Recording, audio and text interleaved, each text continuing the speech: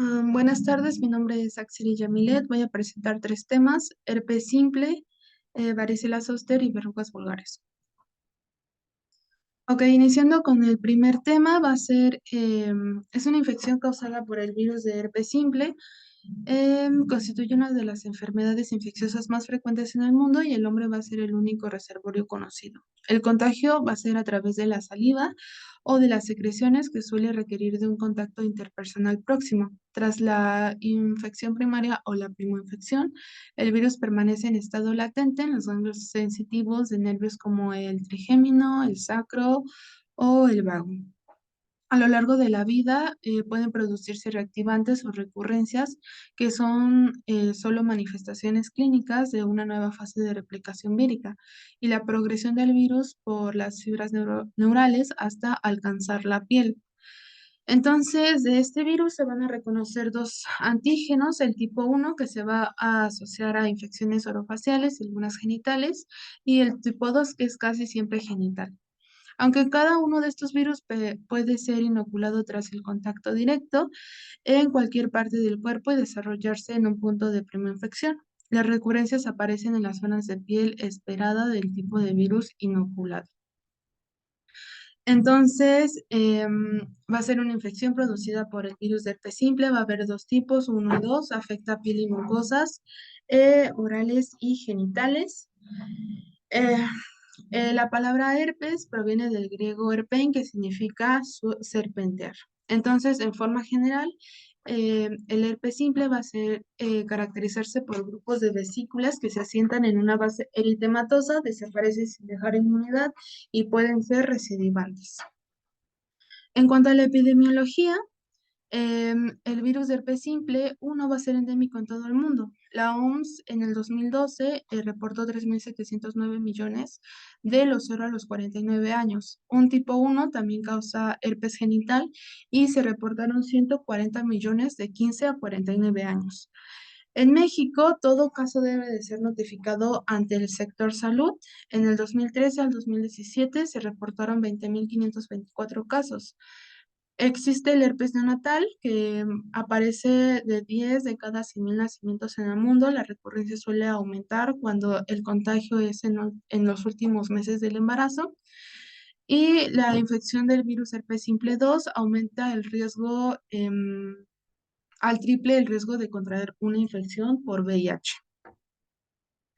Los factores de riesgo vamos a tener que va a depender del tipo de antígeno, pero por lo general va a ser contacto piel a piel, inmunosupresión, estrés físico o emocional y contacto sexual. Esto puede desencadenar el contagio por herpes simple. En cuanto a la etiología, este, vamos a tener que el virus de herpes pertenece a la familia Herpes viridae, junto con el virus de varicela zoster, el virus de Epstein-Barr, citomegalovirus y los herpes tipo 6, 7 y 8. El 1, el 2 y el virus de herpes zoster van a em, compartir la misma subfamilia, que va a ser alfa herpes virinae. Va a haber dos tipos de virus. Dos tipos de virus: ADN bicatenario dentro de una cáspide icosaédrica rodeada a su vez de una envoltura que contiene lípidos y va a estar cubierta de antígenos de superficie. Ambos tipos se han separado en sus aspectos biológico, bioquímico y serológico en los serotipos 1 y 2. El tipo 1 no se transmite por contacto sexual, pero se ha demostrado que va a pertenecer al 20% de las lesiones genitales, mientras que el 2 va a ser transmitido casi siempre vía sexual, aunque también ha sido aislado de lesiones orales, quizá por el contacto orogenital.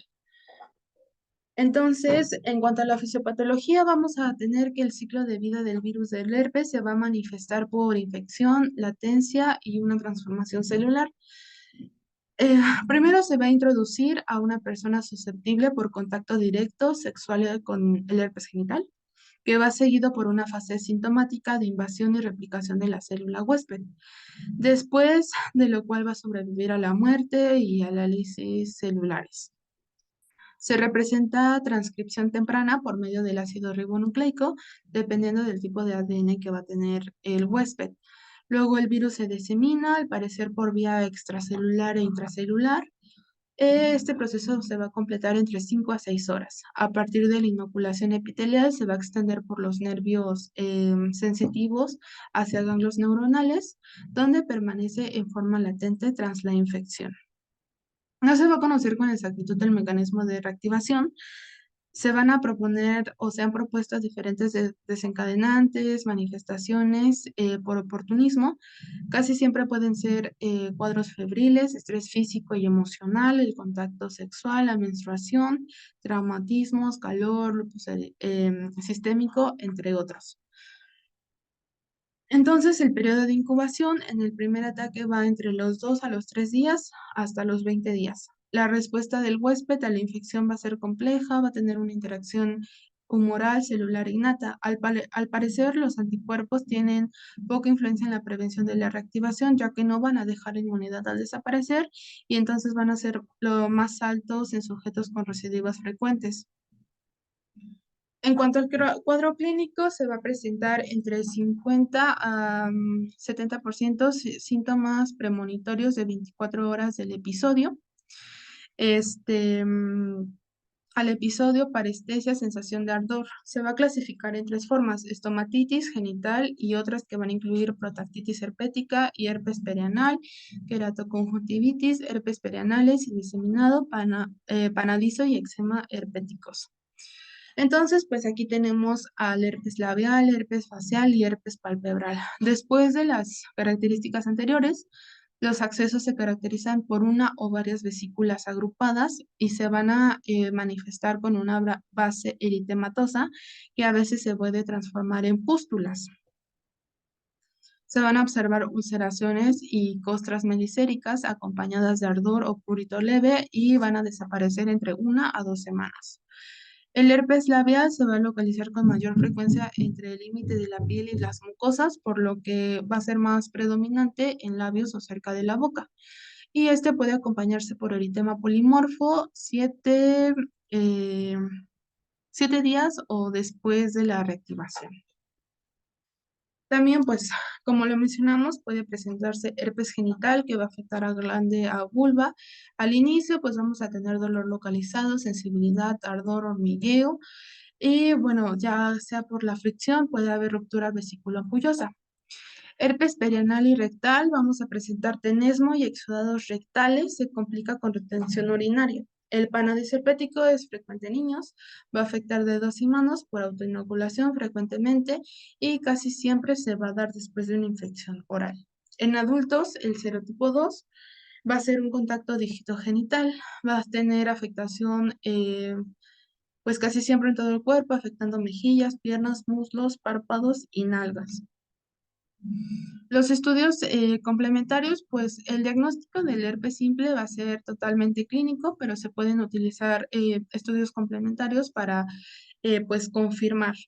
El cultivo va a ser confirmatorio, podemos realizar una PCR y la serología para identificar el serotipo. Todas estas muestras deben de ser tomadas de lesiones tempranas. En cuanto a la anatomía patológica, vamos a presentar alteraciones inmunitarias, ulceraciones crónicas. Cuando se presenta esto, es posible realizar una biopsia, pero se ha demostrado que es mejor fijar con solución Boeing y vamos a poder identificar vesículas intraepidérmicas con degeneración balonizante y reticular. Y va a dar lugar a células gigantes multinucleadas con cambios virales, como podemos verlo en la imagen. Y a esta técnica se le llama citodiagnóstico de sangre, donde podemos observar estas células multinucleadas gracias a la tinción de Wright y Giemsa. En cuanto al tratamiento, pues va a ser totalmente sintomático y educativo en las formas leves. Se recomienda se recomiendan fomentos con té de manzanilla o subacetato de plomo o de aluminio. Luego se aplican polvos secantes a base de talco y óxido de zinc. Eh, Vamos a tener que si se presenta el dolor, podemos administrar analgésicos como el ácido acetilsalicílico o indometacina. Se recomienda también abrir las vesículas con aplicación local de éter o alcohol de 60 grados. Entre los medicamentos que se pueden utilizar tópicos estaría el penciclovir, que es un nucleócido acíclico, en crema al 1% cada 2 horas durante el día, durante 4 días. El aciclovir es el más usado y el que más demostración activa tiene durante las primeras 48 horas. Va a ser oral, 200 microgramos 5 veces al día durante 5 a 10 días. En pacientes de VIH vamos a tener una administración única y diferente y la vía intravenosa la vamos a dejar para pacientes hospitalizados graves. Otras, otras derivados puede ser el fanciclovir y el vanciclovir, pero por lo general y de primera elección va a ser el aciclovir. Como parte del tratamiento, los antivílicos tópicos no han demostrado ser útiles. Favorecen la maceración de las lesiones y provocan una sobreinfección posteriormente y dermatitis de contacto alérgico por hipersensibilidad. En cuanto a las medidas preventivas, pues van a ser muy generales, va a ser evitar contacto bucal con otras personas, no compartir objetos que hayan estado en contacto con la saliva, abstinencia de relaciones sexuales, uso de preservativo y evitar contacto con lesiones, aunque también pues puede haber una transmisión solamente con signos y síntomas o en ausencia de estos. El siguiente tema va a ser varicela zoster. En cuanto a la definición, pues vamos a tener que es una infección por el virus de herpes zóster tipo 3. Es una enfermedad de manifestaciones neurocutáneas. El virus permanece latente en los ganglios de los nervios craneales y en los ganglios de todo el neuroeje.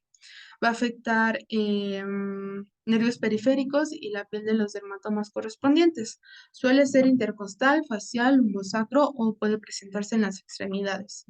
Los prodromos pues van a iniciar con hiperestesia, hormigueo, prurito, dolor congénito y urente, aparición subsiguiente de vesículas en grupos sobre una base eritematosa, desapareciendo solas después. Em,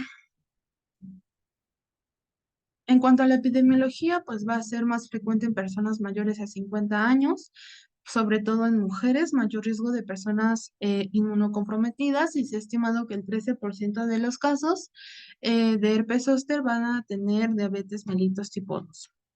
Los factores de riesgo de igual manera van a ser pues generales, las enfermedades que debilitan el sistema inmunitario como el VIH o el SIDA van a ser más propensos a desarrollar el herpes zóster, tratamientos oncológicos, radiación o quimioterapia y algunos medicamentos. La etiología va a ser con molécula lineal de ADN, tiene un solo serotipo y pertenece a la familia de los herpes viridae.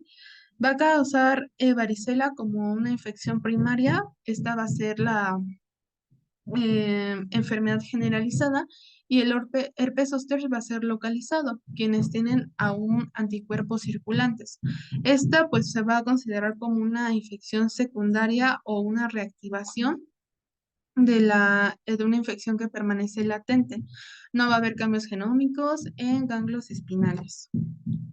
Bueno, en cuanto a la patología, hay dos ciclos de replicación. Primero en ganglios linfáticos y después en hígado, vaso y otros órganos.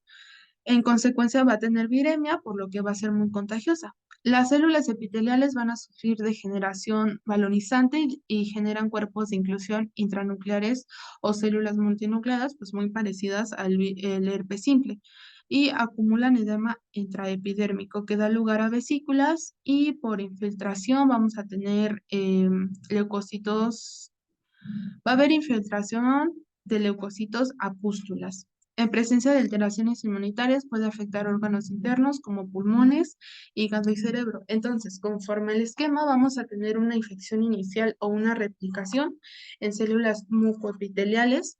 Va a haber una propagación por todo el torrente sanguíneo. Vamos a presentar síntomas de gripe, lo que nos va a dar la varicela. Vamos a tener una fase de latencia donde va a manifestarse sobre todo en la parte de de la raíz dorsal o de del ganglio trigémino. Y por último, pues vamos a tener una reactivación que nos va a dar al herpes zóster. En cuanto al cuadro clínico, Bueno, generalmente va a ser un padecimiento de adultos, lo va a debilitar y sobre todo pues puede presentarse con inmunodeficiencia de cualquier causa. Eh, Puede registrarse en un solo dermatoma, rara vez lo vamos a presentar bilateral, sobre todo en ramas medias del tórax y las lumbares superiores, que va de T3 a L2. El ganglio donde va a ocurrir esta activación no se va a dar de manera de azar, sino que va a ser la zona donde el exantema de la varicela fue más intenso. Va a iniciar con hiperestesia, dolor o ardor, a lo que llamamos alodinia, en la trayectoria de un nervio sensitivo que sobre todo va a ser intercostal. Se va a presentar de 2 a 4 días de lesiones cutáneas espontáneas. Entonces, cuando existen 20 lesiones fuera del dermatoma inicial y alteraciones viscerales, se le va a llamar enfermedad herpética diseminada. Sobre todo se va a presentar en pacientes con inmunosupresión. Bueno, va a haber 6 principales elementos clínicos que nos va a dar el herpes zóster o esta reactivación, que va a ser el dolor o parestesia ardorosa en la zona afectada. Se van a presentar en un 80%. La distribución en varios dermatomas, por lo general va a ser toracolumbar en un mayor a 50%, que van a ir de los dermatomas T3 a la L2. Exantema característico va de pápula, vesícula, pústula y al final vamos a presentar una costra. Sin historia de eventos previos, este, alodinia en la zona de distribución, dolor anormal al roce y pues va a doler con cualquier tipo de roce, con alguna tela o con cualquiera, va a ser muy intenso. Y no puede ser posible esto. Ok, aquí tenemos esta parte que mencionaba. Y otras formas de presentarse el herpes zóster va a ser el signo de Hutchinson, que va a manifestarse con vesículas en punta de nariz más queratitis, y el síndrome de Ramsay-Hunt, que es una infección de herpes en el nervio vestíbulo coclear. Este, Ok, entonces, en cuanto a los estudios complementarios, pues igual que el herpes simple, van a ser el diagnóstico clínico, pero podremos utilizar igual el citodiagnóstico de SAN, que nos van a demostrar estas células multinucleadas muy grandes. Podemos utilizar microscopía electrónica y tinciones inmunohistoquímicas. Eh, Es útil la inmunofluorescencia directa o las técnicas de hibridación y la reacción en cadena de polimerasa. Podemos realizar un cultivo, estudios serológicos, técnicas moleculares de inmunoperoxidasa o de aglutinación de partículas de látex, y pues últimamente se ha recomendado realizar una BCG, proteína de C reactiva, conteo de linfocítico, y estos van a ser marcadores predictores de inflamación neuronal, lo que nos puede dar una neuralgia postherpética. La anatomía patológica pues va a ser una vesícula intraepidérmica formada por degeneración balonizante y que contiene fibrina, leucocitos, células epiteliales y eritrocitos. También vamos a presentar estas células nucleadas y células epiteliales, que van a ser llamadas células emulsodecánicas, y en la dermis media y superficial se observan infiltrados inflamatorios perivasculares, perianexales y perineuronales. En cuanto al tratamiento, según la OMS, se va a recomendar la escalera analgésica, que se va a dividir en 3 pasos. El primero va a ser el uso de paracetamol en un dolor leve a moderado. El segundo, cuando el dolor se intensifica y lo vamos a combinar con un analgésico opioide débil. Y el tercer paso, cuando el dolor ya es muy intenso, combinar el paracetamol con un analgésico opioide potente, como la morfina o el fentanilo. Pero la primera elección va a ser para las lesiones el aciclovir. Se inicia en las primeras 48 horas de iniciado el exantema, ya que pues después va a perder su efectividad. Y las alternativas de igual forma vamos a tener valaciclovir, anciclovir y bribudina. En cuanto a las medidas preventivas, pues vamos a tener la vacunación que está indicada en pacientes mayores de 60 años, diabetes mellitus, artritis reumatoide, neumopatía, mayor a 3 meses, sin quimio, radioterapia y 1 mes sin esteroides. Va a estar contraindicado en embarazo y en algunos casos de la infancia. En cuanto a las medidas preventivas generales, vamos a tener que cubrir lesiones, evitar tocar o rascar las lesiones, tener un lavado de manos frecuente y evitar contacto hasta que la lesión haya evolucionado a costra. Ok, el último tema a presentar van a ser las verrugas vulgares. Estos van a pertenecer a las verrugas virales, van a ser tumores epidérmicos benignos muy frecuentes, van a ser poco transmitibles y van a ser producidas por el virus de papiloma humano. Afectan la piel y mucosas tanto de niños como de adultos y van a ser lesiones sobrelevadas, verrugosas y vegetantes. Van a tener un origen coparticipativo de cánceres como el cervicouterino y el epidermoide cutáneo. La epidemiología está entre las 10 dermatosis más frecuentes, afecta a cualquier raza, a ambos sexos y pertenece a cualquier edad. Representa el de 5 a 27% de los casos de SIDA. Los factores de riesgo van a ser generales para adquirir VIH. VPH va a depender de la localización de lesiones, la cantidad del virus presente, del grado, de la naturaleza del contacto, de la inmunidad y la de la susceptibilidad genética. Otros puntos para adquirir este tipo de verrugas van a ser deterioro del sistema inmunológico y oficios como carniceros, veterinarios y pescadores van a tener un riesgo ocupacional, por lo que en esta parte se recomienda el uso de guantes. Y por lo general también puede presentarse en pacientes que hayan tenido algún trasplante. Entonces, en cuanto a la etiología, el agente causal va a ser un ADN bicatenario con cápside icosaédrica de 72 capsómeros y de 50 a 55 nanómetros. Va a pertenecer a la familia Papovaviridae, al grupo Papova, y va a tener un subgrupo papiloma. Las verrugas vulgares se van a presentar en el tipo de virus de papiloma humano 2 y 4. Bueno, esta va a ser la forma que va a tener el, el virus. Van a poseer un sistema estructural de proteínas que va de la E1 a la E7, responsables de la replicación del ADN e inmortalización in- in- intraqueratinocítica. Entonces, aquí, como parte de la fisiopatología, pues vamos a tener que cada parte de la estructura vírica, pues nos va a desencadenar la aparición del contagio por virus de papiloma humano. Entonces, el virus infecta los queratinocitos de la piel y las mucosas a través de un contacto directo con la piel o con menor frecuencia a través de fómites como los pisos. Por lo general vamos a tener autoinoculación. Vamos a tener un periodo que se le va a llamar infección subclínica, por lo que aparecen de 2 a 9 meses después de la inoculación. Entonces, con esta estructura que va a poseer de la E1 a la 7 van a ser responsables de la replicación del ADN y de la inmortalización intraqueratinocítica. Entonces vamos a dividir las funciones que van a ir de E1 y E2, controlan transcripción de genes para la replicación de ADN en la capa basal y espinosa.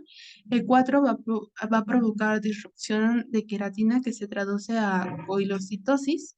E5 a E7, amplificación y replicación. E6 y 7 depletan respuesta del huésped y elaboran oncoproteína que abate a P53.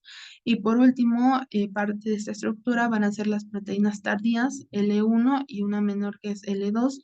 Van a ser importantes en la unión ingreso viral a los epitelios para luego ser expresadas en la superficie epitelial durante la formación del virión. Entonces, prácticamente esa es la forma en la que se va a dar esta patología. Entonces, en cuanto al cuadro clínico, pues van a tener una evolución crónica impredecible, pueden durar meses o años en ausencia de traumatismos, tienden a la curación espontánea sin dejar una cicatriz. Em, Vamos a tener que esas van a ser llamadas coloquialmente mezquinos, se observan en cualquier parte del cuerpo, aunque se van a manifestar en zonas expuestas como la cara, antebrazos y los dorsos de las manos. Van a ser neoformaciones únicas, aisladas o confluentes, semisféricas y van a estar bien delimitadas. Van a ir de los 3 a los 5 milímetros hasta el centímetro. Van a tener una superficie verrugosa, áspera y seca, de color grisáceo y asintomáticas. Involucionan de 2 años aproximadamente. Entonces, van a ser sesiles en orden palpebral, filiforme y pueden relacionarse con conjuntivitis y queratitis. Y cuando se presentan en el borde de la uña, como lo podemos ver en la primera imagen, en la A, van a provocar distrofia ungual dolorosas y por lo general van a ser causadas por BPH 57 y van a provocar una distrofia unguial.